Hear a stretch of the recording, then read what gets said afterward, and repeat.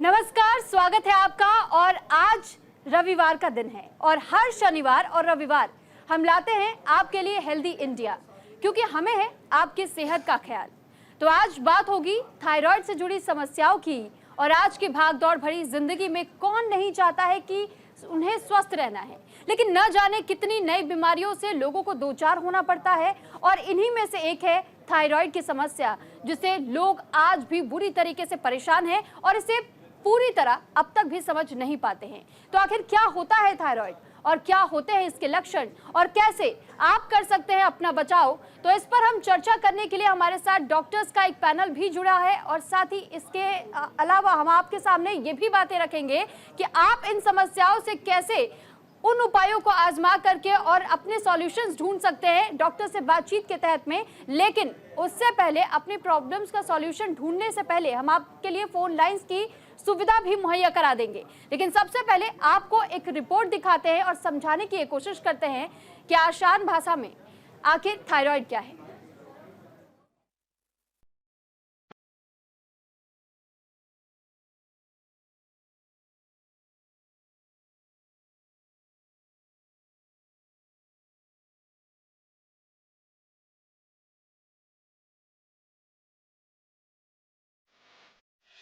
आज की भागदौड़ भरी जिंदगी में कौन नहीं चाहता स्वस्थ रहना, लेकिन ना जाने कितनी नई नई बीमारियों से लोगों को दो चार होना पड़ता है। इन्हीं में से एक है थायराइड की समस्या, जिसे लोग आज भी पूरी तरह से समझ नहीं पाते।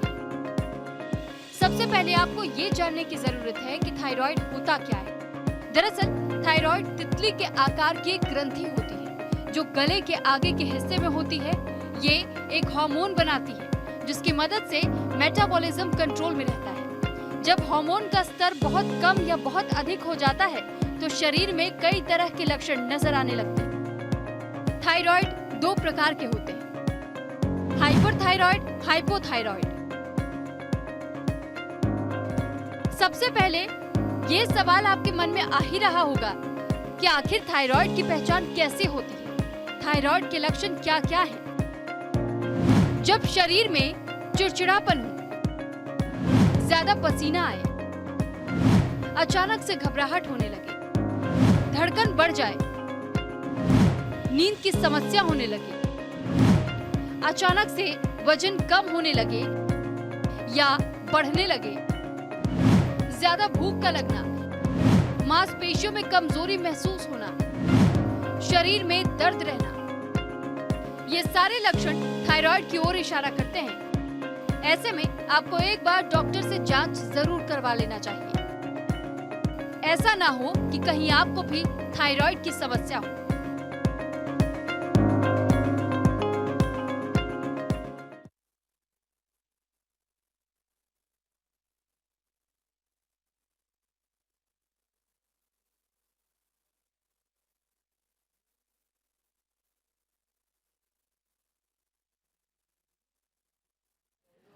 और इसी के साथ जब आपने ये समझ लिया कि आखिर थायराइड को आम भाषा में कैसे समझा जा सकता है, तो आपके तमाम सवालों के जवाब लेकर के स्टूडियो में इस वक्त हमारे साथ डॉक्टर्स के पैनल खुद जुड़ चुके हैं। और सबसे पहले मैं आप लोगों से उनका तारुफ करवा देती हूँ। इस वक्त हमारे साथ स्टूडियो में मौजूद है डॉक्टर सौरभ शिशिर अग्रवाल जी, जो कि एमडी है मेडिसिन और डीएमए यानी कि एंड्रोक्राइनोलॉजी में, और डॉक्टर पूजा गर्ग है हमारे साथ, एसोसिएट कंसल्टेंट है। और वहीं हमारे साथ डॉक्टर नीरज त्रिपाठी जी मौजूद है, इस वक्त आयुर्वेदाचार्य है। और साथ ही सर, मैं सबसे पहले आपसे शुरुआत करूंगी एक छोटे से इंट्रोडक्शन के साथ। और ये भी मैं जानना चाहूंगी कि थायराइड को अगर आयुर्वेद की भाषा में समझने की कोशिश की जाए तो दर्शकों को आप कैसे समझाना चाहेंगे? मैं एक्चुअली मैडम ने बताया, डॉक्टर, मैं chief medical officer directorate of Ayush government of NCT Delhi में हूँ। और इसमें जो बताया कि लोगों को समझ में कैसे आए कि थायराइड या क्या है, तो आयुर्वेद में आपको एक चीज़ बताएं कि जो थायराइड है कि आज से नहीं, लगभग चौथी सदी में इनका मेंशन किया गया था। गलगंड के नाम से जो एक चरक संहिता होती है, उसमें उसका पूरा डिस्क्रिप्शन है और उन्हें बताया है कि इसको कैसे मैनेज। उसमें सिंपल सा एक बताया कि अगर गले में किसी को स्वेलिंग होती है, यानी अलाबू, यानी बोलते हैं जैसे लौकी, जैसे छोटे लौकी होती है वैसा हो, या उसमें नोडुलर ग्रांट बन जाती है, तो ऐसे को हम गलगंड कहते हैं। जी।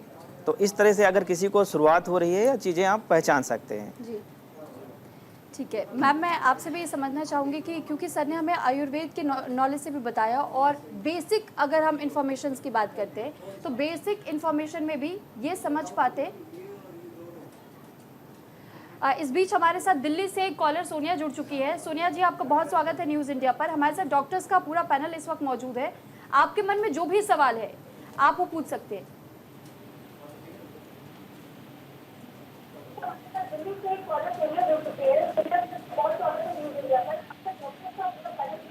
हेलो जी, आप अपना सवाल रख सकते हैं। हाँ जी डॉक्टर साहब नमस्ते। नमस्कार। सोनिया जी, पहले तो मैं हेलो। आपसे रिक्वेस्ट करना चाहूंगी कि कृपया करके अपने टीवी का वॉल्यूम कम कर दीजिए ताकि हमारी आवाज़ आपको फ़ोन पर क्लियर मिल पाए और फिर आप अपना सवाल रखिए। जी जी मैम। जी हेलो मैम, डॉक्टर साहब नमस्ते। जी, आप सवाल कीजिए। सोनिया जी, आपकी आवाज़ पहुंच रही है, डॉक्टर्स ने आपको नमस्कार भी कर दिया है, सवाल कीजिए। हाँ जी डॉक्टर साहब, मेरे को थायराइड है। मेरे को थायराइड हुए 5 साल हो गए हैं। तो जी। डॉक्टर साहब मेरे को बहुत ज़्यादा दिक्कत हो रही है। मेरे को बहुत ज़्यादा पसीना आता है, गर्मी लगती है बहुत ज़्यादा, और मेरे को ना वो मेनोपॉज भी हो चुका है मुझे। मेरी एज 45 ईयर्स है। तो डॉक्टर साहब मेरे बहुत ज़्यादा जोड़ों में दर्द होता है। मैं बहुत परेशान हूँ, चलने में भी बहुत ज़्यादा दर्द है। तो इस चीज़ से परेशान हूँ, बताइए क्या कर सकती हूँ मैं।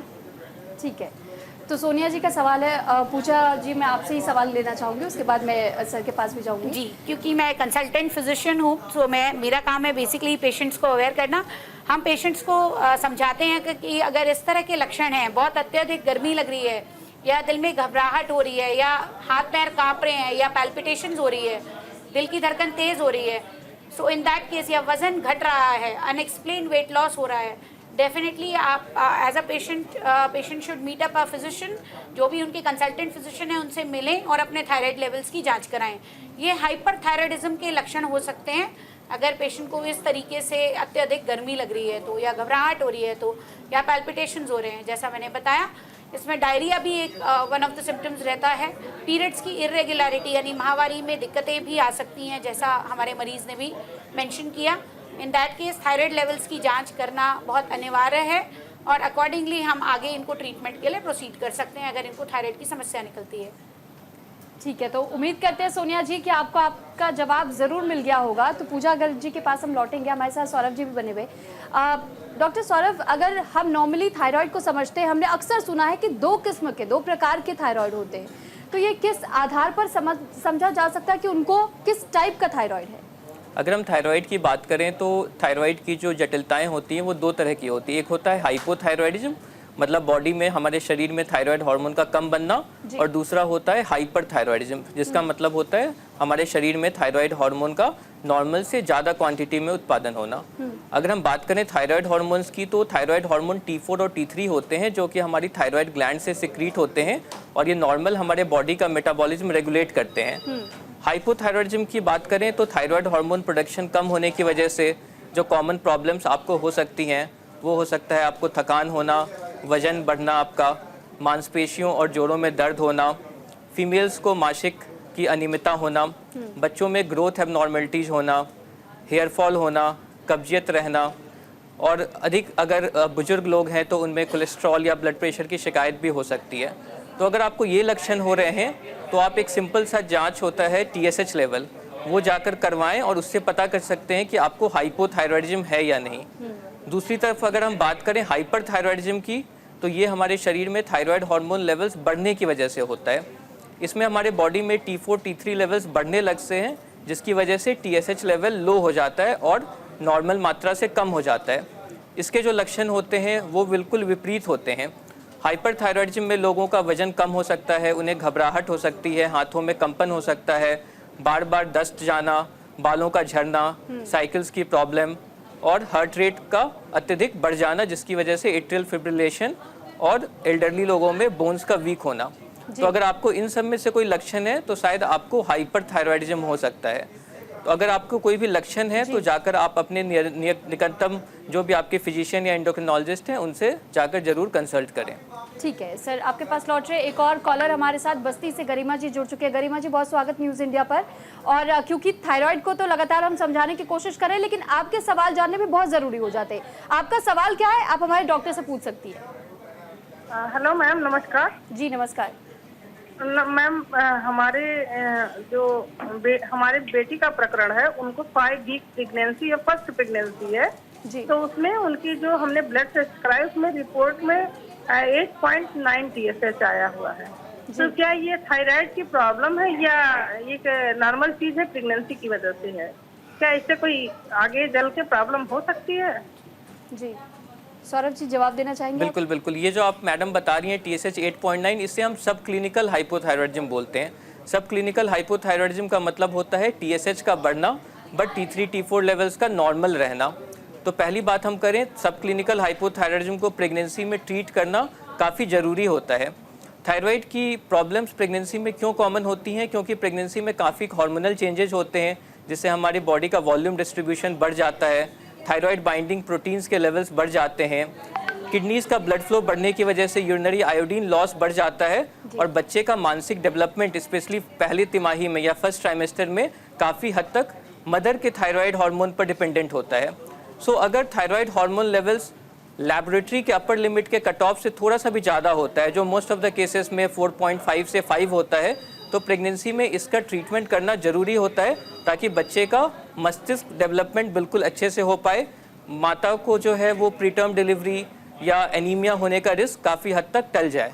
तो ज़रूर जाकर अपने निकटतम एंडोक्रिनोलॉजिस्ट से मिलें और थायराइड मेडिसिन जल्द से जल्द स्टार्ट करवाएं।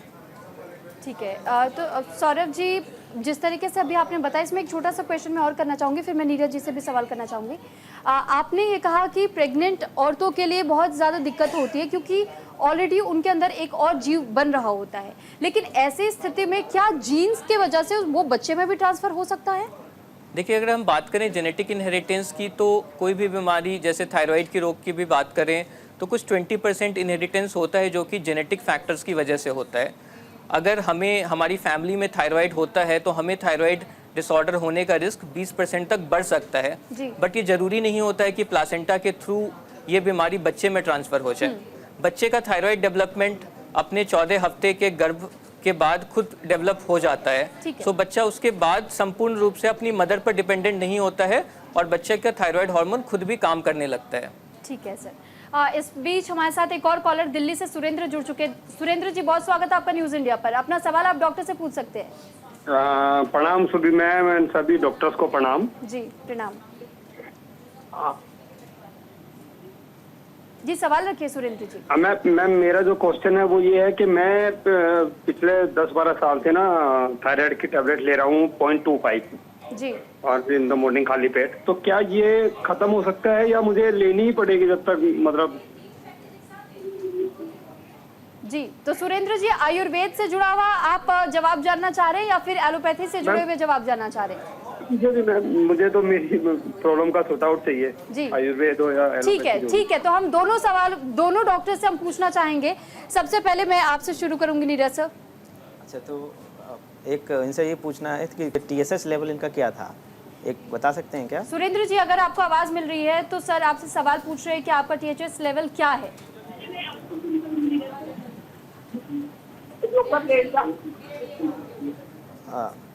चलिए मैं बताता हूँ जी। एक्चुअली बात ये रही कि दवा बिल्कुल छूट जाएगी, ये डिपेंड करता है, बॉडी टू बॉडी डिपेंड करता है। जनरली जैसे हम बोलते हैं कि एक बार दवा स्टार्ट हो गई थायराइड की है तो उसे बंद नहीं करना होता है, लेकिन ऐसा है कि अगर हम देखते हैं कि अगर किसी का TSH लेवल 10 तक है, इससे ज़्यादा नहीं, उसके तब आपने अगर मेडिसिन स्टार्ट कर दिया है आपने, तो उसके साथ इसको ये है कि अगर आप साथ में एक आयुर्वेदिक मैनेजमेंट होता है और लाइफ स्टाइल को अगर सही रखते हैं, डाइट को सुधारते हैं, जो चीज़ें गड़बड़ नहीं करती हैं, तो कुछ समय में क्या होता है कि अगर आपका जो थायराइड इम्पेयरमेंट हुआ है, गड़बड़ हुई है उसके अंदर, वो अगर हीलिंग में आता है, रिजनरेट होता है, तो समय के साथ में क्या होगा, आपका TSH लेवल घटने लगेगा। मान लिया सपोज दैट आपका TSH लेवल 0.5 तक आ गया या 1.25 आ गया, ऐसे जब नीचे कम हो रहा होता है और आप वही डोज लेते हैं, तो आप डॉक्टर के पास जाते हैं तो वो क्या करेंगे, आपकी डोज को कम करते हैं। फिर क्या होता है, अगर इसी को कंटिन्यू रखते हैं 2-3 महीने तक और कम होता है, डॉक्टर और कम करते हैं। तो ऐसे अगर हम देखते हैं कि एवरेज में अगर मतलब हमने ये देखा है कि जिनकी दवाएं चल रही हैं वो उनको छुड़वाना थोड़ा दिक्कत होता है, लेकिन अगर जिनको शुरुआती स्टेज में है, अगर उनको हम इन सब चीज़ों से मैनेज करते हैं तो उनका जो थायराइड लेवल है लगभग धीरे धीरे मेंटेन होने लगता है, उनको छुड़वाया जा सकता है। तो अगर ऐसे आप अपनी तरफ से कभी दवाएं छोड़ें ना, डॉक्टर से डिस्कस करें, ट्रीटमेंट लें। अगर आपके वैल्यू धीरे धीरे कम होगी तो आपके डॉक्टर खुद ही उसको कम करने लगते हैं और फिर उसके बाद में उसके लिए प्लान किया जा सकता है। लेकिन जो एक सिंपल ये है कि आप ले लिया है तो अभी ज़िंदगी भर खाना है, तो कुछ केसेस ऐसे होते हैं जो जैसे सपोज यूथाइराइड में आ जाते हैं, नॉर्मल होने लगते हैं, तो उनको मैनेज किया जाए। क्योंकि हमारे पास कुछ पेशेंट ऐसे आते हैं जैसे कि हॉस्पिटल है जग प्रवेश केंद्र, तो वहाँ पे थोड़ा सा पेशेंट आते हैं जो लो सोचे, कई बार वो मेडिसिन स्किप कर देते हैं। मान लिया उन्होंने 3-4 महीने से नहीं लिया, उनको कहा ठीक हो गया था इसलिए छोड़ दिया, ऐसे हमारे पास केसेस आते हैं। तो क्या होता है, हम फिर उनको कई बार करवाने की कोशिश करते हैं, तो कुछ ऐसे केसेस होते हैं जिनका फिर बढ़ा नहीं, TSH लेवल नहीं बढ़ा। इसका मतलब ये होता है कि आपकी बॉडी, लाइफ स्टाइल, एक्सरसाइज, अब इस सब चीज़ों को करेंगे तो हो सकता है, लेकिन ऐसा नहीं कहा जा सकता कि हम पूरी एकदम से दवाएं छोड़ सकते हैं।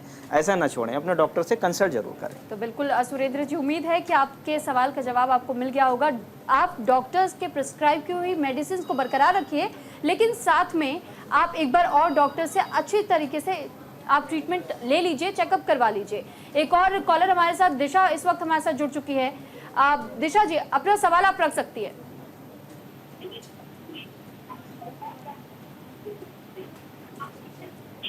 तो इस बीच हमारे साथ एक और कॉलर रेखा जी जुड़ चुकी है, और रेखा जी इस वक्त डॉक्टर्स हमारे साथ लगातार मौजूद है। आपके मन में जो भी सवाल है आप सवाल पूछ सकती है।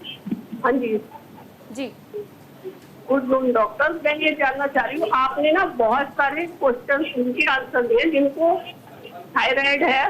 मैं ये जानना चाह रही हूँ, आप ये बताइए ना कि थायराइड ना हो ऐसा कोई उपाय बताइए। मैं 69 ईयर ओल्ड हूँ और अभी मुझे है नहीं। अच्छा, आपको है नहीं, लेकिन आप ये जानना चाह रही है कि हो भी ना आगे। तो पूजा जी, ऐसे में आप क्या कहेंगी? देखिए मैडम, अभी तक तो एलोपैथी में इस तरीके के कोई सटीक चीज़ें नहीं है या कोई आंसर्स नहीं है कि ऐसा हम क्या करें ताकि ना हो थायराइड। बट कुछ टिप्स हैं, कुछ बेसिक टिप्स हैं जो हम आपको दे सकते हैं। महिलाओं में थायराइड की समस्या काफ़ी कॉमन होती है, उसमें ऑटो इम्यून थायराइडाइटिस यानी हाशिमोटोस थायराइडाइटिस बड़ा कॉमन प्रॉब्लम है। पर थायराइड होने के या हाइपोथायराइडिज्म होने के और भी बहुत सारे कारण हैं, जैसे कि आयोडीन के इंटेक की कमी।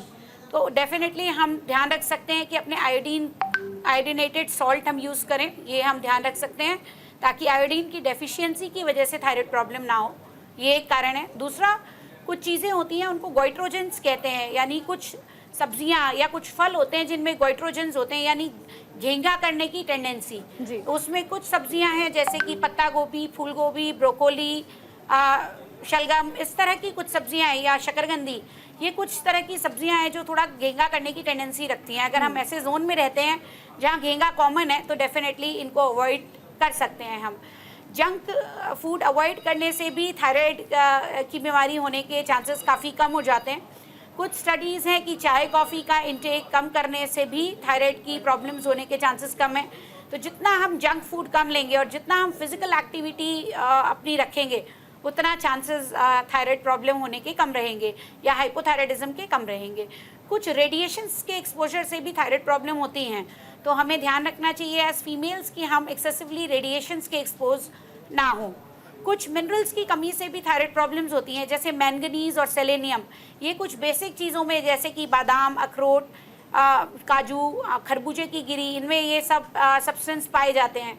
सो मैं कहूँगी कि हम अपने लाइफस्टाइल को हेल्दी करें, इस तरह की चीज़ों का सेवन करें ताकि हमारे अंदर सेलेनियम और मैंगनीज की डेफिशिएंसी ना हो, ताकि हम हाइपोथायराइडिज्म से बच सकें।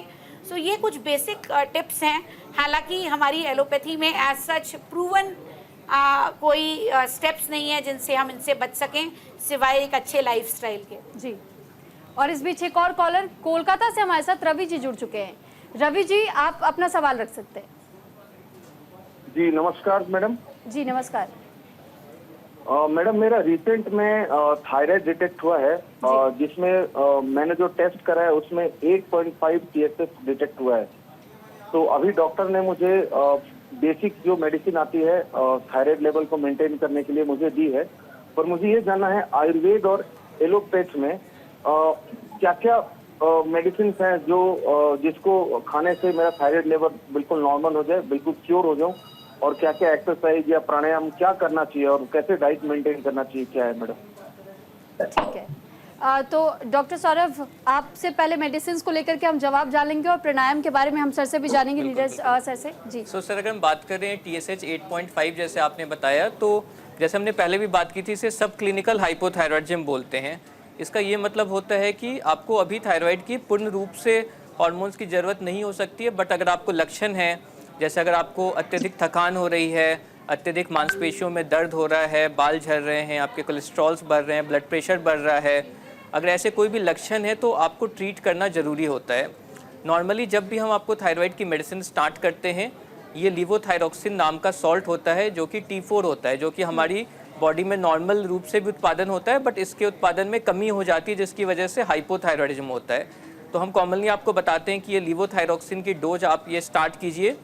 डोज का जो हम डिसाइड करते हैं वो आपके बॉडी वेट के हिसाब से हो सकता है, आपके इनिशियल TSH लेवल के हिसाब से हो सकता है। स्टार्ट करने के बाद हम कॉमनली आपको बताते हैं कि 6 से 8 हफ्ते के बाद आपको वापस से एक TSH की जांच करानी है, देखने के लिए कि आपका थायराइड कंट्रोल में है या नहीं। दूसरी बात जो ज़रूरी है कि अब कभी कभार जो है कुछ ट्रांजिएंट रीजन से भी TSH लेवल्स बढ़ सकते हैं। सो अगर आपको कोई भी सिम्टम्स नहीं हो रहे हैं, कोई भी लक्षण नहीं हो रहे हैं हाइपोथायरॉयडिज्म के, और अगर आपका TSH लेवल 5 से 10 के बीच में है, तो हम चाहेंगे कि एक 3 महीने के बाद वापस से हम इस चीज़ को कंफर्म करें कि ये कोई ट्रांजिएंट या टेम्प्रोरी एलिवेशन तो नहीं है। तो इसलिए जब आपको लक्षण नहीं होते हैं और आपका TSH लेवल 8.5 के अराउंड होता है, तो हम चाहेंगे कि 3 महीने के बाद वापस से आप एक बार TSH, अपनी फ्री T4 और एक थायराइड की एंटीबॉडी जो कि काफ़ी इंपॉर्टेंट होती है, एंटी-TPO एंटीबॉडी, उसकी जांच जरूर कराएं। तो बिल्कुल डॉक्टर सौरभ से हमने जाना, अब डॉक्टर नीरज जी से भी हम जान लेते हैं। डॉक्टर नीरज, आप क्या सजेस्ट करना चाहेंगे आयुर्वेद के फॉर्मेट पर? आयुर्वेद में अगर मेडिसिन की बात करें तो अभी बस जैसे बहुत प्रचलित लोग यूज करते हैं साथ में सपोर्ट के लिए, काचनार गुगुल आता है। तो उसमें एक प्लांट होता है काचनार एंड गुगुल, ये दोनों लिपिड लोअरिंग एक तरह से ड्रग्स होती है और चैनल्स को ओपन करती है। तो जो थायराइड होता है उसके अंदर अगर इम्पेयरमेंट हुआ है, सर्कुलेशन में कहीं इशूज़ आए हैं, तो उनको वो ठीक करती है। इसके अलावा और जो होती हैं जैसे त्रिकटु है, बोलते हैं सौंठ, पिपली, मरीज, ये सिंपल जो तीक्ष्ण औषधियाँ होती हैं जो हमारे जहाँ पे क्लॉगिंग हो इस बॉडी में, क्योंकि हमारे जो बॉडी पूरा बना हुआ है एक तरह से, ये हम बोलते हैं सारे चैनल से सेल टू सेल कनेक्ट होती है, ब्लड सर्कुलेशन कनेक्ट होता है, बोन के अंदर सर्कुलेशन होता है। तो कहीं ना कहीं जब क्लॉगिंग सिस्टम होगा वो डिरेंच होता है। तो उसके लिए हम इन चीज़ों को, जैसे अब सिंपल एक उदाहरण आपको ये बताएंगे कि होता क्या है कि आपका किसी को जैसे हाइपोथायरॉयडिज्म होगा तो उसका GIT फंक्शन बहुत गड़बड़ होता है, कॉन्स्टिपेशन बहुत कॉमन उसको मिलता है। अब कॉन्स्टिपेशन उसका कारण है, अब जैसे इनको बहुत कम, अभी 8.5 है, डॉक्टर साहब ने बताया जैसे कि दवाएं स्टार्ट कर सकते हैं। तो अभी क्या है, उसके साथ अगर आप डाइट और सब चीज़ों को ठीक से लेंगे, अगर मेडिकेशन करेंगे, तो हो सकता है वो चीज़ें नॉर्मल हो जाएं जो गड़बड़ हो रही। तो अभी जैसे कि बताया कि जो डाइट में है पटोल होता है, जो परवल होता है, परवल इसके लिए बहुत अच्छी मेडिसिन है। और जो GIT के लिए हम बता रहे हैं, इसमें आप ये देखिए जो प्रोबायोटिक होते हैं उनका बहुत बड़ा रोल है।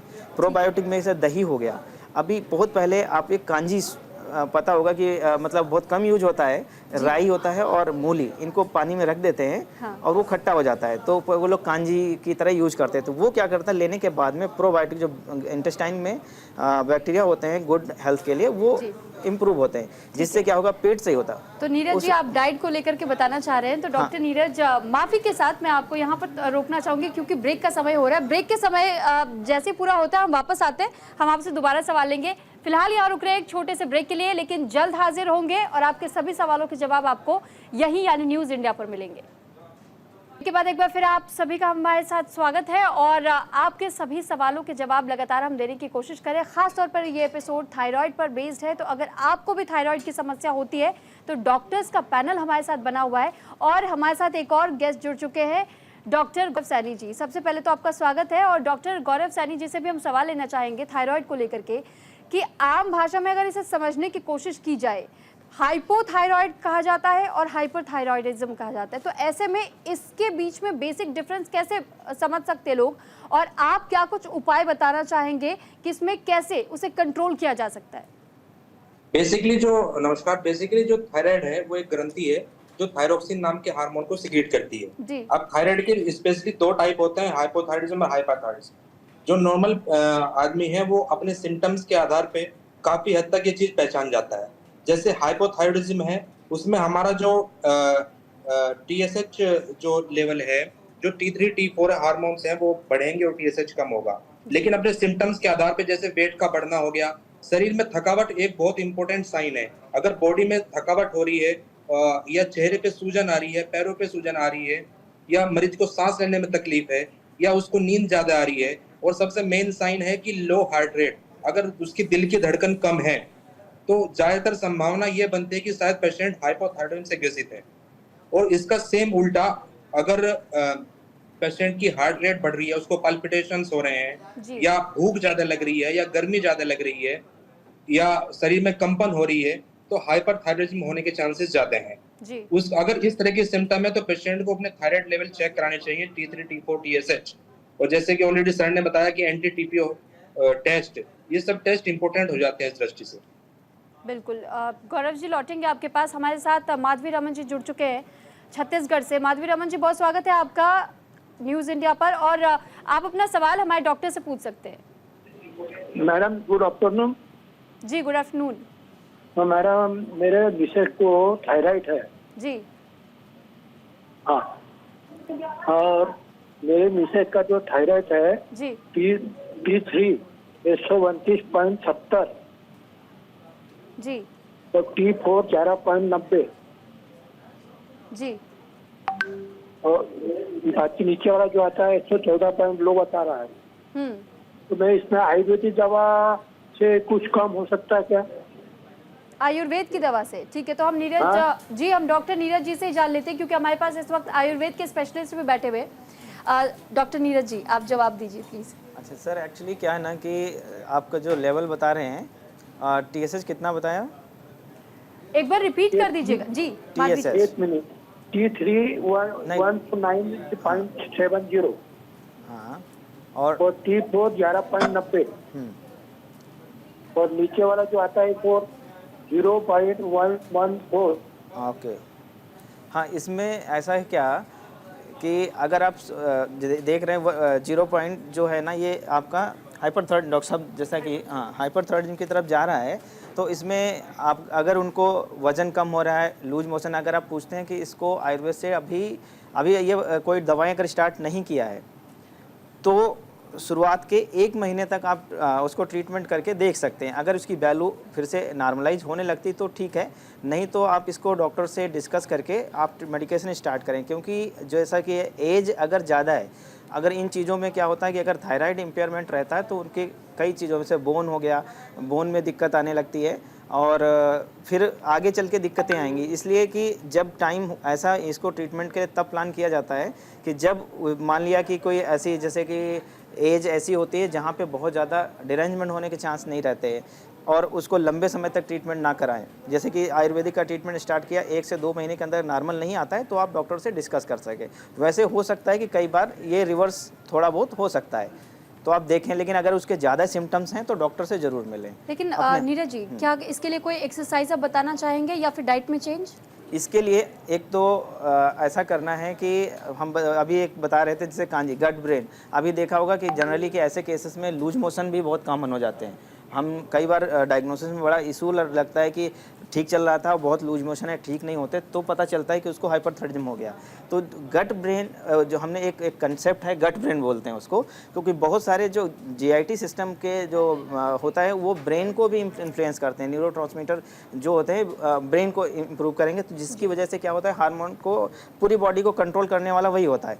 तो हमने बताया था जैसे डाइट में अभी कि प्रोबायोटिक का यूज अच्छा करना शुरू कर दें, ठीक है, और योगा प्रोबायोटिक हो गया। डाइट में अभी जो बताया है गोइटर को बड़ा, गोइटर छोड़ दीजिए, या जो भी ये हमारे डाइट वाले हैं जो नुकसान कर सकते हैं थायराइड को, जैसे कि मिलेट्स है बहुत ज़्यादा, मिलेट्स में से बाजरा हो गया, ये कहते हैं गोइट्रोजन, अगर अभी ये थोड़ा सा डिलेमा होता है कि यूज करें या ना करें। तो हम तो कहेंगे अभी यहाँ ना यूज करें। यहाँ पे एक और होते हैं प्लांट्स जो मधुएस्टी होता है, मुलेठी बोलते हैं हम लोग, अश्वगंधा बोलते हैं। अगर ये चीज़ें जब हम लेते हैं तो ये क्या करते हैं कि जो बॉडी का एक तो वेट कम हो रहा है उसे इम्प्रूव करते हैं, सिस्टम को नॉर्मल कराते हैं। तो ये चीज़ें इम्प्रूव करा सकती हैं उनको। पेट के लिए जो बताए, दूसरा क्या, एक्सरसाइज। एक्सरसाइज भी इसमें एक बहुत बड़ा रोल कर सकता है। जैसे कि एक सिंहासन होता है, बोलते हैं कि उसमें जबान को निकाल के और शेर की तरह आवाज़ निकालते हैं। आप देखेंगे, उसको पता चल जाएगा, नेट पे भी मिल जाते हैं ये। तो उससे क्या होता है, थायराइड ये स्टिमुलेट होती है।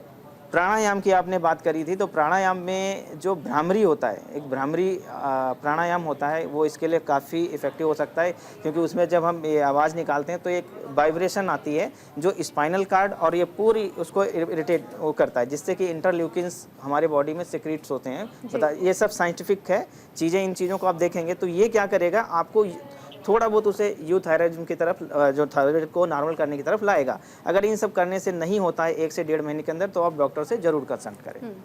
तो डॉक्टर से कंसल्ट ज़रूर कीजिएगा। और जो आसन आपको बताए गए हैं, क्योंकि बहुत ज़्यादा फ़र्क इससे भी पड़ता है कि आप एक्सरसाइज या फिर योगा, आप जो भी ऑप्ट करना चाहते हैं, आप उस पर ज़रूर गौर कीजिएगा। डाइट में जो बदलाव डॉक्टर की तरफ से बताए गए उसे भी ज़रूर शामिल कीजिएगा। अच्छा डॉक्टर पूजा, मैं आपसे भी जानना चाहूँगी, क्योंकि हमने अमूमन तौर पर ये सुना है कि थायराइड की समस्या बहुत ज़्यादा महिलाओं में होती है, लेकिन क्या ये सच है या इक्वली बच्चे, महिलाएँ और पुरुषों में भी होती है? नहीं, ये समस्या महिलाओं में काफ़ी ज़्यादा कॉमन होती है compare to kids and older population. जी। डेफिनेटली ओल्ड एज महिलाओं में थोड़ा ज़्यादा कॉमन होती है, 50 एंड अबव में। पर इसके कारण डेफिनेटली हमें चेक करने चाहिए। जैसे कि पिछले कॉलर ने भी पूछा कि इलाज करना चाहिए कि नहीं, तो हाइपरथायराइडिज्म के बहुत सारे कारण होते हैं। तो हमें ये ढूंढना है कि कारण क्या है पेशेंट में और लक्षण हैं कि नहीं। अगर ये सब क्लिनिकल है तो definitely in any case hyperthyroidism के हमें पहले कारण के ऊपर वर्कअप करना है। पेशेंट का हार्ट रेट कितना है, इसके ऊपर वर्किंग करनी है कि पेशेंट टैकीकार्डिया में तो नहीं है, पैल्पिटेशंस तो नहीं है, एट्रियल फिब्रिलेशन तो नहीं हो रहा। अगर पेशेंट सिम्टोमेटिक है तो उतने थायराइड लेवल्स पे भी हमें उसे ट्रीट करना है। हमें ढूंढना है कि ऑटो इम्यून कॉज यानी ग्रेव्स थायराइडाइटिस तो नहीं है, या ग्रेव्स की वजह से तो हाइपरथायराइडिज्म नहीं हो रहा, किसी दवाइयों के कारण तो हाइपरथायराइडिज्म नहीं हो रहा, किसी रेडिएशन एक्सपोजर से तो हाइपरथायराइडिज्म नहीं हो रहा, कोई थायराइड में नोड्यूल या गांठ तो नहीं बन रही, कोई थायराइड की मैलिग्नेंसी पता करना बहुत ज्यादा जरूरी हो जाता है। ये सब पता करना बेहद जरूरी है। हमें ना केवल TSH लेवल्स जानने हैं, बल्कि एक बार जैसा हमारे कॉलर ने हाईलाइट किया कि TSH लेवल्स टुवर्ड्स हाइपरथायराइडिज्म इशारा कर रहे हैं, तो ऐसे में थायराइड का स्कैन या थायराइड का अल्ट्रासाउंड और थायराइड का रेडियो एक्टिव अपटेक स्कैन या टेक्नीशियन स्कैन की ज़रूरत हमें पड़ सकती है। और थायराइड की ग्रंथि को हमें एज फिजिशियन थॉरोली एग्जामिन भी करना है क्लिनिकली पेशेंट को, कि पेशेंट की दिल की धड़कन तो नहीं बढ़ रही, थायराइड ग्रंथि पे कोई आवाज़ तो नहीं है, उसको ब्रूही कहते हैं, और पेशेंट के क्या क्या लक्षण है, या आंखों में कोई बल्ज तो नहीं हो रहा, शिन पे क्या फाइंडिंग्स है। तो ये सब फाइंडिंग्स और पेशेंट के रिफ्लेक्सेस, ये सब हम चेक करके पता कर सकते हैं कि पेशेंट हाइपरथायराइडिज्म में है कि नहीं या सिम्टोमेटिक है कि नहीं। उसके बाद उसकी वर्किंग करेंगे कि थायराइड का अल्ट्रासाउंड या टेक्नीशियन स्कैन कि पेशेंट किस कारण से हाइपरथायराइडिज्म में है, एंड अकॉर्डिंगली हम उसके ट्रीटमेंट पे काम करेंगे। और जैसा अभी आपने कहा, डेफिनेटली महिलाएं तो एट रिस्क रहती हैं, क्योंकि ईस्ट्रोजन हार्मोन्स का रोल प्ले होता है, जैसा कि डॉक्टर साहब ने हाईलाइट भी किया था।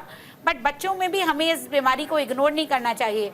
हमें हर बच्चे को, जो नवजात शिशु है, उसको थायराइड के लिए स्कैन ज़रूर करना चाहिए, क्योंकि बच्चों में इस प्रॉब्लम से मानसिक ग्रोथ का प्रॉब्लम हो सकता है, रिटार्डेशन हो सकता है, ग्रोथ स्लो हो सकती है मानसिक तौर पे।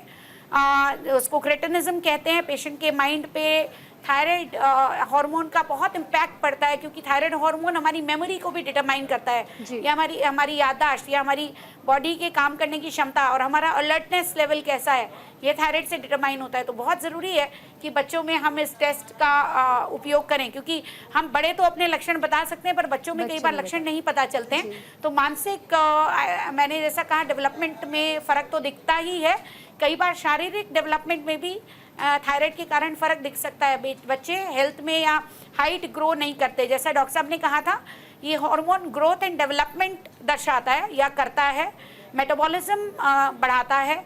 तो कई बार बच्चे हाइट में छोटे रह जाते हैं, जिसको ड्वार्फिज्म भी कहते हैं। तो ऐसी कंडीशंस में बाद में आइडेंटिफाई होता है, लेट आइडेंटिफिकेशन होता है। तो एक ऐसे या एक थायराइड लेवल चेक कर लेना आफ्टर बर्थ बहुत अनिवार्य है, इवन बच्चों में। महिलाओं में, प्रेग्नेंट फीमेल्स में तो डेफिनेटली आज अवेयरनेस बहुत है। हर प्रेग्नेंट पेशेंट अपने आप को स्कैन कराते हैं, स्क्रीन कराते हैं, बट हमें बच्चों को भी इग्नोर नहीं करना चाहिए ताकि उनकी मानसिक और शारीरिक ग्रोथ पे असर ना आए। ठीक है डॉक्टर पूजा जी, बहुत अच्छे से ब्रीफ कर दिया है आपने। लेकिन डॉक्टर सौरभ, एक और चीज़ इसमें हम ये समझना चाहेंगे, जैसे मैम ने बताया कि बहुत सारे प्रॉब्लम्स होते हैं, ऐसे में अगर किसी को थायराइड की समस्या होती है तो, लेकिन ये प्रॉब्लमेटिक कब हो जाती है और क्या इसका ट्रीटमेंट सिर्फ एक्सरसाइज या दवाइयों के आधार पर किया जा सकता है या फिर कुछ ऑपरेशंस भी कई बार, सर्जरीज भी कई बार करवानी पड़ जाती है? देखिए, अगर हम प्रॉब्लम, पहले क्वेश्चन को आपके लिए कि ये कब प्रॉब्लमेटिक हो जाता है, तो थायराइड हाइपोथायरॉयडिज्म हो या हाइपरथायरॉयडिज्म दो तरह का होता है। एक होता है सब क्लिनिकल और एक होता है ओवर्ट। अगर हम सब क्लिनिकल की बात करें तो उसमें हमारे T3 T4 लेवल्स नॉर्मल होते हैं। सब क्लिनिकल हाइपोथायरॉयडिज्म में TSH लेवल बढ़ सकता है, जबकि सब क्लिनिकल हाइपरथायरॉयडिज्म या सब क्लिनिकल थायरोटॉक्सिकोसिस में TSH लेवल कम रह सकता है। तो ये वो टाइम होता है जब पेशेंट्स को उतने ज़्यादा लक्षण नहीं होते हैं। ये टाइम हो सकता है जब कोई रूटीन स्क्रीनिंग टेस्ट हुई और उस समय ये चीज़ डिटेक्ट हो गई हो, डायग्नोज हो गई हो। बट अगर पेशेंट को सब क्लिनिकल जोन में लक्षण हो रहे हैं तो वो हमें ट्रीट करना ज़रूरी होता है।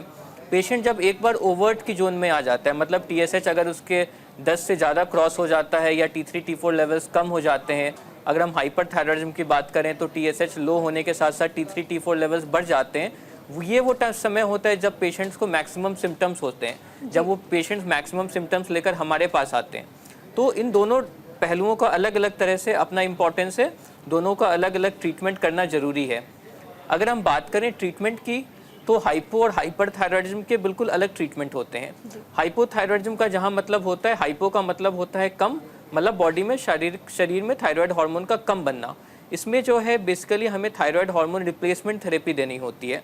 अगर हम बात करें पहले की तो हमारे पास T4 लेवल्स, जो हमारी बॉडी में दो हार्मोन्स होते हैं T4 और T3, सो हम कॉमनली T4 लेवल्स को यूज करते थे, हम बाहर से सप्लीमेंट करते थे ताकि बॉडी में एक यूथायरॉयड लेवल या नॉर्मल लेवल्स मेंटेन हो सके। पिछले कुछ दिनों में हमारे पास T3 नाम का हार्मोन भी आ चुका है। T3 लेवल्स भी कॉमनली इंडिया में अवेलेबल है, जो कि कुछ रेयर केसेस में हम यूज कर सकते हैं अगर ज़रूरत पड़े तो। दूसरी तरफ अगर हम हाइपरथायरॉयडिज्म की बात करें तो इसका मतलब होता है बॉडी में थायराइड हार्मोन ज़्यादा बनना, जिसका प्राइमरी ट्रीटमेंट या तो हम दवाइयों को देकर थायराइड हार्मोन की सिंथेसिस को कम कर सकते हैं, या जैसा क्वेश्चन आप पूछ रहे थे कि अगर थायराइड की दवाओं से कोई नुकसान हो रहा है, कोई रिएक्शन हो रहा है, पेशेंट टॉलरेट नहीं कर पा रहे हैं, दूसरा ऑप्शन होता है हमारे पास या तो रेडियो आयोडीन ट्रीटमेंट देकर जो एक्सेसिव थायराइड काम कर रहा है उसको नष्ट कर देना, या अगर पेशेंट उसके लिए भी विलिंग नहीं है या अवेलेबिलिटी नहीं है तो थर्ड ऑप्शन जो हम कॉमनली इंडिया में यूज करते हैं वो होता है थायराइड सर्जरी, जिसका मतलब होता है कि थायराइड हार्मोन को, ग्लैंड को कम्प्लीटली निकाल देना ताकि उसकी एक्सेसिव फंक्शनैलिटी भी चली जाए। दूसरा, थायराइड सर्जरी का एक इंपॉर्टेंट रोल थायराइड नोड्यूल के केसेस में भी आ सकता है। थायराइड नोड्यूल होती है थायराइड में तीसरी सबसे कॉमन बीमारी, जिसमें थायराइड में गांठें बन सकती हैं। अगर हमें लगता है कि अल्ट्रासाउंड या अल्ट्रासाउंड के बाद हम एक सुई की जांच करते हैं जिसे FNAC बोला जाता है, उसमें हमें लगता है कि ये नोड्यूल या गांठ कुछ हाई रिस्क हमें दिखा रही है, तो कॉमनली हम थायराइड की सर्जरी कर सकते हैं, जो कि थायराइड के आधे हिस्से को हटाना या फिर पूरे थायराइड को हटाना हो सकता है। ठीक है डॉक्टर सौरभ, आपके पास भी लौट रहे हैं हम। गौरव सैनी भी डॉक्टर हमारे साथ बने हुए। डॉक्टर गौरव, अब हम आपसे ये समझना चाहेंगे, क्योंकि हमने अब तक डाइट को लेकर बात कर लिया है, एक्सरसाइज और योगा पर भी हमने चर्चा कर ली है, और साथ ही साथ हमें डॉक्टर ने ये भी बता दिया कि ये प्रॉब्लमेटिक कब हो जाता है, कैसा ट्रीटमेंट लेना चाहिए। लेकिन जिन लोगों में समस्या थायराइड को लेकर के बहुत ज़्यादा अगर हम देख रहे हैं, तो ऐसे में उनके लिए क्या कुछ ऐसा चीज़ होता है जिससे उन्हें परहेज़ करने की ज़रूरत होती है, चाहे वो डाइट को लेकर हो, चाहे वो एक्सेसिव एक्सरसाइज को लेकर हो, या फिर कोई ऐसा पर्टिकुलर एक्सरसाइज जिसे बिल्कुल उन्हें अवॉइड कर देना चाहिए, नहीं करना चाहिए? देखिए, सबसे मेन जो इसमें चीजें हैं, सबसे पहले तो डाइट मॉडिफिकेशन। जो हम डाइट ले रहे हैं उसमें हमारा सेलेनियम की मात्रा बहुत ज्यादा होनी चाहिए। सेलेनियम एक एंटीऑक्सीडेंट है, जो आपके जो दालें होती हैं या यीस्ट होते हैं या मीट होते हैं या चावल होते हैं, उन सब में इसकी मात्रा सेलेनियम की ज्यादा होती है। जो हमको अवॉइड करना है वो अल्कोहल और कॉफी है। कॉफी और अल्कोहल दोनों ही इन चीज के लिए खतरनाक है। दूसरा, हमें आयोडीन इंटेक, हालांकि ऑलरेडी जितने जो भी इंडिया में सॉल्ट आ रहे हैं उनमें ऑलरेडी 2006 के बाद सभी में आयोडीन अपनी सफिशिएंट मात्रा में ऑलरेडी है, फिर भी आयोडीन हमको प्रॉपर मात्रा में लेना चाहिए। उसके अलावा जिंक जो यूजुअली आपके पीनट्स में मिलता है या बादाम में मिलता है या दूध मिलता है, इसके अलावा आयरन आयरन बहुत इंपॉर्टेंट रोल इसमें पे करता है, जो T3 T4 लेवल को स्टिमुलेट करता है। उसमें जो भी चीजें आयरन बढ़ाने वाली हैं, जैसे कि आपको अनार हो गया या आपके बीट रूट्स हो गए, या और दूसरी चीज है मैग्नीशियम। मैग्नीशियम जो भी चीजें हैं, जैसे कि आपके मटर हो गया, नाशपाती वगैरह हो गए, इन सब की मात्रा आपके खाने में प्रॉपर होनी चाहिए। दूसरी जो समझने वाली चीज है वो ये है कि जब भी आप कैल्शियम की टैबलेट ले रहे हैं, वो थायराइड की मेडिसिन के साथ नहीं लेनी चाहिए। अगर आप मॉर्निंग में जैसे खाली पेट आप थायराइड की मेडिसिन ले रहे हैं, तो कैल्शियम कम से कम नाइट में लें। दोनों को साथ में लेने पे उसके अलग इफेक्ट जो है वो आने की संभावना है। दूसरा, कुछ फूड्स हैं लाइक सलगम हुए या गोभी हुए या सोया जंक्स हुए, हमको इन चीजों को बेसिकली अवॉइड करने की जरूरत है। ठीक है गौरव जी, इस बीच हमारे साथ एक और कॉलर जुड़ चुकी है, रीना है गाजियाबाद से। रीना जी, बहुत स्वागत है आपका न्यूज इंडिया पर, आप अपना सवाल पूछ सकती है। जी, मेरे को थायराइड है 25%। अब मैं दवाई कब तक खा सकती हूँ, कब कितना कम होएगा? ठीक है गौरव जी, आपसे ही इस सवाल का जवाब हम लेना चाहेंगे, अगर रीना जी के सवाल को आपने सुना हो तो। जी प्लीज रिपीट कीजिए एक बार, मेरे को आवाज नहीं आ पाई। उन्होंने ये पूछा है कि उनको लंबे समय से थायराइड है, लेकिन वो दवाइयाँ तो ले रही है, लेकिन दवाइयाँ वो कब तक ले सकती है, या फिर इसके अलावा कोई और ऑप्शन उनके पास है? फिलहाल के जानकारी के अनुसार तो ऐसी कोई भी चीज नहीं कि हम उसको बाद में आगे बंद कर दें। मेडिसिन प्रॉपर लेनी ही पड़ेंगी, इन्वेस्टिगेशन हर 3 महीने पे कराने पड़ेंगे। हम बेसिकली फंडा ये है कि हमको थायराइड लेवल नॉर्मलाइज रखना है, उसको कंट्रोल रखना है। जो हम मेडिसिन दे रहे हैं वो बेसिकली मेडिसिन नहीं, वो ऑलरेडी हम T3 T4 हार्मोन्स ही हैं जो बॉडी को दे रहे हैं, तो मेडिसिन तो उसमें लेनी पड़ेंगी और समय के साथ जो है वो इन्वेस्टिगेशंस करानी पड़ेंगी। जी ठीक है, बहुत शुक्रिया डॉक्टर गौरव। डॉक्टर नीरज, क्योंकि आयुर्वेद में हमने अक्सर ये सुना है कि डाइट और एक्सरसाइज, ये 2 ऐसी चीज़ें हैं जो कि आपकी पूरी बॉडी के स्ट्रक्चर को भी चेंज कर सकती है, और बहुत सारे ऐसी बीमारियां होती हैं जिनसे आप अछूते रह जाते हैं अगर आप प्रॉपर इसे फॉलो करते हैं तो। लेकिन इसमें मैं ये भी समझना चाहूँगी कि एलोपैथी और आयुर्वेद को लेकर के बहुत ज़्यादा एक माइंडसेट होता है लोगों का। तो ऐसे में आयुर्वेद के पर्पज से अगर हम इसे समझने की कोशिश करते हैं तो थायराइड में अगर बच्चों की बात करें, महिलाओं की बात करें, पुरुषों की, हम तीनों ही लोगों को हम टच करना चाह रहे हैं, तो ऐसे में उनको किन किन चीज़ों पे सबसे ज़्यादा ध्यान देना चाहिए, और कब उन्हें ये समझ जाना चाहिए कि शायद वो थायराइड की समस्या से जूझ रहे हैं, उन्हें किसी ना किसी को इन्फॉर्म करने की ज़रूरत है? एक्चुअली सबसे पहले हम बच्चों के बारे में बताएंगे जी। तो बच्चों में क्या होता है कि जैसे किसी को थायराइड पता कैसे चलेगा? पहले तो एक तो अगर उसकी मदर को थायराइड है जी, या ड्यूरिंग प्रेगनेंसी उसको मदर को थायराइड रही है, तो ऐसे बच्चों उनको ध्यान रखना चाहिए कि उनके बच्चों को थायराइड हो सकती है।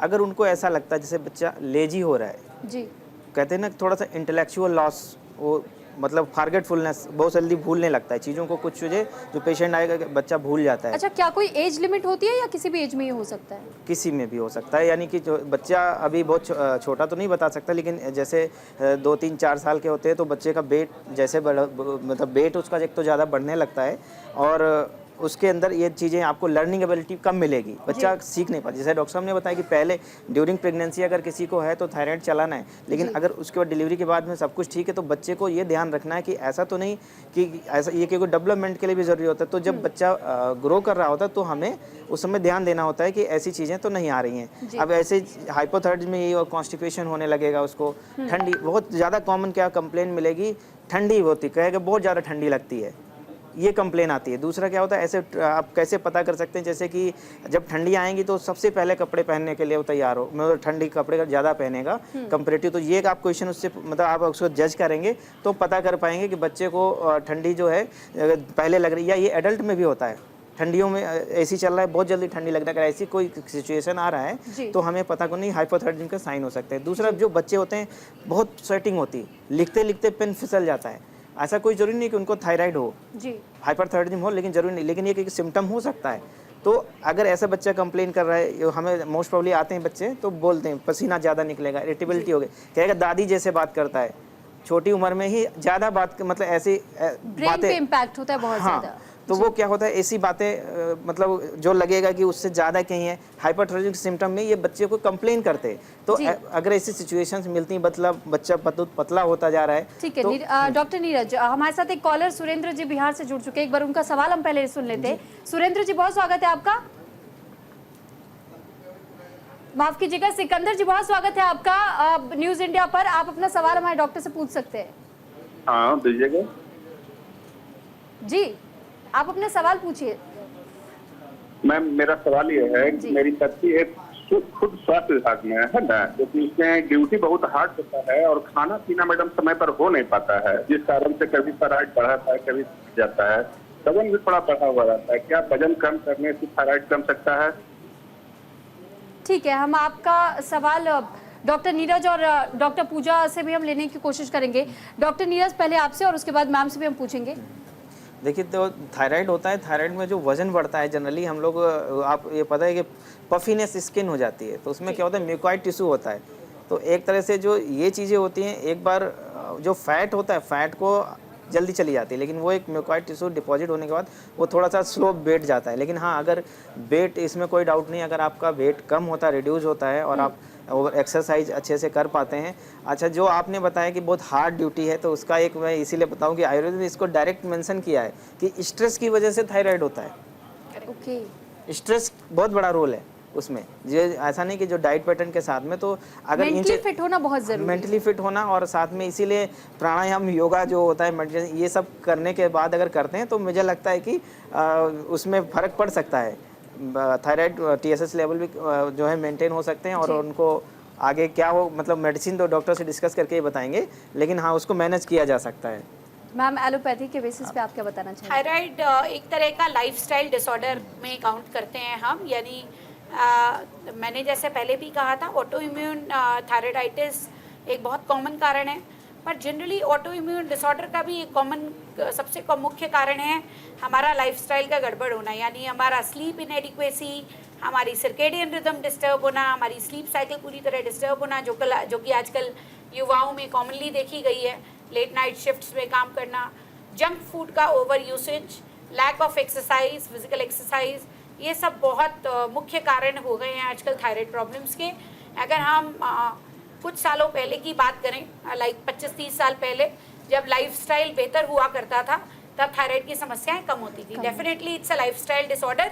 हमें अपने मरीज़ों को बहुत जागरूक करने की ज़रूरत है कि लाइफस्टाइल भी अपना अच्छा रखने से काफ़ी हद तक इस समस्या से हम को अच्छे से हैंडल कर सकते हैं। एक बार प्रॉब्लम हो गई, यानी थायराइड की एक बार डेफिशिएंसी है, तो दवाई को डिसकंटिन्यू नहीं करना है, दवाई को कंटिन्यू रखना है, पर अपना लाइफस्टाइल अच्छा बनाने से कई बार दवाई की रिक्वायरमेंट कम हो जाती है, और कुछ बार ऐसा भी हो सकता है कि दवाइयाँ बंद भी हो सके। और हमें अपने अच्छे लाइफस्टाइल पे, अच्छे खान पान पे, हेल्दी खान पान पे फोकस करना है, जंक फूड कम से कम लेना है, स्लीप एडिक्वेट रखनी है, और जैसा आपने बताया ऑलरेडी, आपको पता है कि लाइफस्टाइल ख़राब है वाइफ का, तो उसको किस तरह से ठीक किया जा सके उस पर फोकस करना चाहिए। ठीक है, तो क्योंकि समय की कमी है फिलहाल, डॉक्टर नीरज आपका बहुत शुक्रिया, डॉक्टर पूजा, डॉक्टर सौरभ और डॉक्टर गौरव जी भी हमारे साथ जुड़े हुए, तो आप सभी का बहुत शुक्रिया। हमारे दर्शकों के सवालों का जवाब आप लोगों ने दिया बखूबी, और हम यही उम्मीद करते हैं कि आपके मन में जो भी सवाल चल रहे थे, आपने उन सवालों के जवाब जाने। और साथ ही साथ हेल्दी इंडिया एक ऐसा प्रोग्राम है जिसमें हर शनिवार और हर रविवार अलग अलग विषयों पर हम चर्चा करते हैं, अलग अलग बीमारियों और परेशानियों को लेकर हम बातचीत करते हैं। डॉक्टर्स की पैनल हमारे साथ जुड़े हुए होते हैं, और साथ ही एक आप लोगों के लिए हेल्पलाइन नंबर भी जारी किया जाता है, ताकि आप भी डॉक्टर से संपर्क करके अपने सवालों के जवाब जान सके। इसी के साथ उम्मीद है कि आज के इस एपिसोड में आपके सवालों के जवाब आपको मिले होंगे। अगले शनिवार और रविवार को एक बार फिर से हेल्दी इंडिया में आप लोगों से मुलाकात होगी। तब तक के लिए नमस्कार।